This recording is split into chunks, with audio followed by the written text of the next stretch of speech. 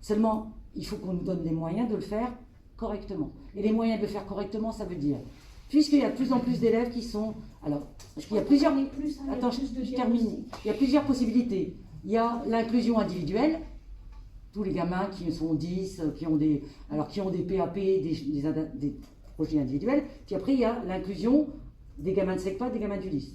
C'est deux situations, mais ça n'empêche que dans nos classes, on a de plus en plus.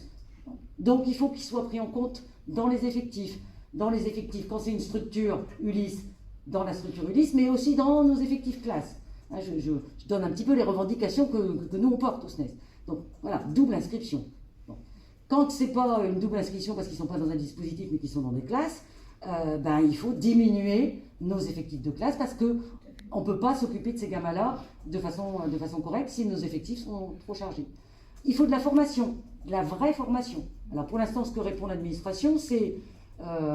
tous les collègues qui passent maintenant les concours, quand ils sont leur première année de formation, ils doivent avoir 25 heures de formation sur le handicap. 25 heures de formation. La formation au KPI, c'était 450 heures. D'accord? Bon, vous voyez un petit peu ce que c'est. Donc 25 heures. Et puis, la réponse, elle est claire. Hein. C'est une plateforme, Cap Inclusive, et il y a plein de choses, il y a plein de trucs intéressants là-dessus. Voilà, vous pouvez aller là-dessus. Donc, les effectifs qui réduisent, une vraie formation, une vraie possibilité d'avoir des AESH selon les vrais besoins des enfants. Or, on a mis en place les PIAL, les mutualisations et les notifications individuelles, elles ont disparu, quasiment disparu. Il n'y a plus de gamins avec une notification individuelle.